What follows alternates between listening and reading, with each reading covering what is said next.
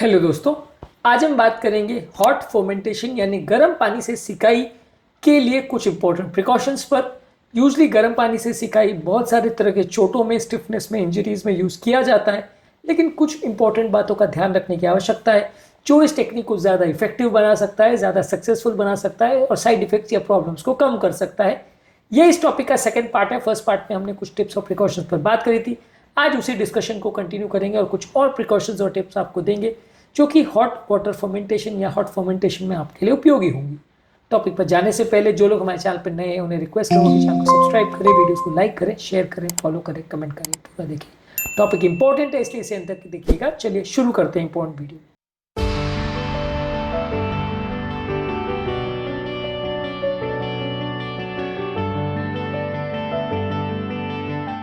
सबसे पहले ये टेक्निक को बहुत ज़्यादा ओवर यूज़ मत करिए।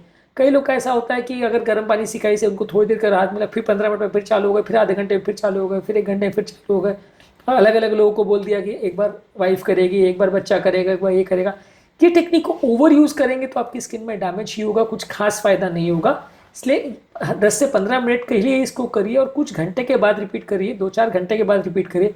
हर 15-20 मिनट में बार बार इसको करना या कई घंटों तक करना, ये दोनों ही नुकसानदायक है। लॉन्ग स्ट्रेचिंग इसको करने से फ़ायदा नहीं होगा और इसमें आपको नुकसान भी हो सकता है, स्किन में डैमेज भी हो सकता है और ऑब्वियसली वो गर्म चीज़ थोड़ी टाइम में ठंडी हो जाएगी। कई लोग कहते हैं कि बार बार गर्म करते जाते कर लगाते जाते हैं तो फ़ायदा नहीं होगा।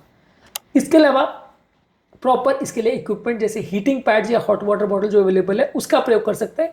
ये एक प्रॉपर डिस्ट्रीब्यूशन ऑफ टेम्परेचर देता है। सिर्फ गर्म पानी का तौलियों को डुबा डुबा के जो लगाते हैं वो उतना अच्छा आपको डिस्ट्रीब्यूशन ऑफ हीट नहीं देगा।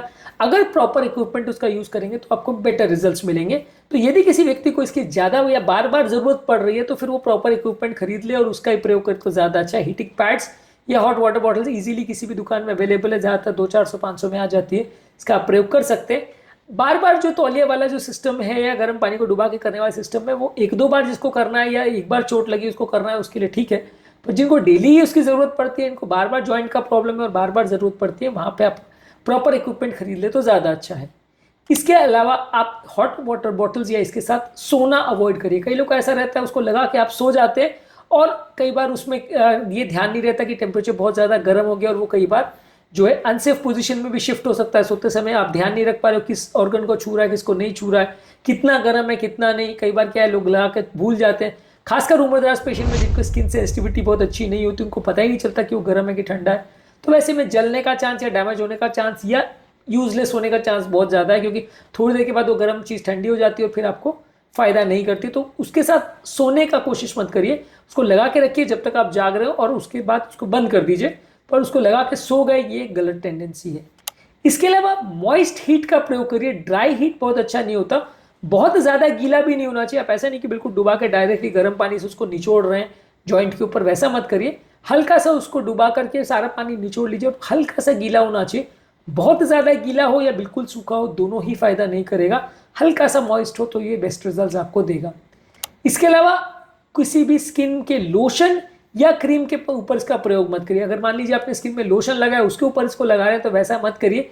ये अगर स्पेसिफिकली आपके डॉक्टर ने रिकमेंड किया है ऐसा कोई लोशन का तो आप इसको प्रयोग करिए, नहीं तो मत करिए, क्योंकि इसमें कई बार हीट के साथ कैसा बिहेव करेगा वो कहना मुश्किल है और कई बार स्किन में जल जाने का चांस ज़्यादा हो सकता है और इसका थोड़ा सा खराब इम्पैक्ट हो सकता है। वो हीट के साथ कैसा रिएक्ट करे और वो केमिकल से क्या कंपाउंड बन जाए वहाँ पे आपको कहना मुश्किल है। इसलिए किसी भी लोशन या क्रीम के ऊपर लगा के फिर मत करिए। कई लोग का क्या होता है एंटीसेप्टिक क्रीम और लोशन लगा दिया उसके ऊपर हॉट वाटर बॉटल लगा देते हैं, जो कि गलत है, वैसा नहीं करना चाहिए। आपको हॉट वाटर सिकाई करनी है तो अलग से करिए, क्रीम लोशन लगाना है तो वो अलग से करिए। इसके अलावा ओवर हीटिंग के साइंस पर ध्यान दीजिए। एक तो ये होगा कि वो एरिया में बहुत ज़्यादा गर्मी तो नहीं हो रही, इसका ध्यान देना है कि वो लाल तो नहीं हो रहा, ब्लिस्टर तो नहीं हो रहे। पूरी बॉडी अगर ओवर हीट होने लगती है तो आदमी को उल्टी होने लगती है, चक्कर आने लगते हैं और बहुत ज़्यादा पसीना आने लगता है। अगर ऐसा कुछ साइन मिल रहा है तो इसका मतलब बॉडी में हीट बढ़ गई है, तो वो भी अवॉइड करिए। पानी थोड़ा ज़्यादा पी लीजिए और बॉडी के ओवर हीटिंग को अवॉइड करिए, नहीं तो आपको हीट का प्रॉब्लम हो सकता है, उसके आपको फ़ायदा होने के बदले उल्टा नुकसान हो सकता है। इसके अलावा जो हॉट वाटर बैग वाला सिस्टम है ये सेंसिटिव एरिया पर प्रयोग मत करिए, जैसे कि चेहरा पर, जेनाइटल एरिया पर या जो एरिया में ब्लड सर्कुलेशन कम है वहाँ पे प्रयोग मत करिए, नहीं तो आपको इस पर फ़ायदा के बदले नुकसान हो सकता है, वो एरिया जल सकते हैं। तो इसलिए सेंसिटिव एरिया पे प्रयोग मत करिए। वहाँ की स्किन इससे कैसे रिस्पॉन्ड करेगी नहीं पता। किसी ने अगर मुंह के अंदर म्यूकोजा वगैरह में लगा दिया तो उसमें स्किन जलने का चांस या एरिया के डैमेज होने का चांस ज़्यादा रहता है, तो वैसी चीज़ों को अवॉइड करिए। इसके अलावा यदि किसी व्यक्ति को और पहले उसे एलर्जिक रिएक्शन हुआ है तो ज़्यादा ध्यान रखने की ज़रूरत है। यदि एलर्जिक रिएक्शन हुआ है तो उस चीज़ को डिसकंटिन्यू करने की ज़रूरत है, क्योंकि एक बार एडवर्स इफेक्ट हो गया तो दोबारा भी हो सकता है। तो अगर पहले की एलर्जी की टेंडेंसी है तो फिर आपको ज़्यादा सावधानी पूर्वक यूज़ करना पड़ेगा, या नहीं यूज़ करें तो ज़्यादा अच्छा है। इसके अलावा जो भी आपके हॉट वाटर बॉटल्स, इसको प्रॉपरली स्टोर करिए। कई लोग का क्या रहता है कि उसको गंदी तरह से पटक देते हैं, किचन में पड़ा रहता है या कहीं ऐसी जगह पे पड़ा रहता है जहाँ पे उसमें कंटेमिनेशन होने का चांस रहता है और जहाँ पे उसमें जर्म्स वगैरह लगने का चांस या उसके डैमेज होने का चांस ज़्यादा रहता है, जिससे उसकी सेंसिटिविटी या टेम्परेचर कंट्रोल गड़बड़ हो सकता है अगर उसके लेयर्स खराब हो गई तो। इसका विशेष ध्यान रखिए कि उसको प्रॉपरली स्टोर करिए जैसे कि कंपनी का इंस्ट्रक्शंस है उस हिसाब से। इसके अलावा जो एरिया अफेक्टेड है उसमें टाइट कपड़े मत पहनिए, जिसकी वजह से आपका हीट ट्रैप हो सकता है और वो एरिया बर्न हो सकता है। अगर मान लीजिए आपने हॉट वाटर कंप्रेस घुटने पर लगाया, उससे ऊपर के एरिया में आपने टाइट एक रुमाल बांध दिया, तो उससे ब्लड सप्लाई वो एरिया का कॉम्प्रोमाइज हो सकता है, हीट ट्रैपिंग हो सकती है जिससे बर्न हो सकता है, ओवर हीटिंग हो सकती है उस एरिया का। तो इसलिए ये मत करिए, प्रॉपर सर्कुलेशन होने दीजिए, गर्म या टाइट कपड़े मत पहनिए फर्मेंटेशन के दौरान। इसके अलावा अगर किसी व्यक्ति की रिसेंटली सर्जरी हुई है तो वैसे व्यक्ति को हॉट फर्मेंटेशन तुरंत नहीं करना चाहिए, क्योंकि सर्जरी अगर रिसेंटली किसी व्यक्ति को हुई है वैसे व्यक्ति में आप हॉट फर्मेंटेशन करते हैं तो घाव का भरना अफेक्ट हो सकता है। तो सर्जिकल वुंड्स के लिए ये नहीं है। रिसेंटली अगर सर्जरी हुई है तो वहां पे हॉट फर्मेंटेशन नहीं करना है।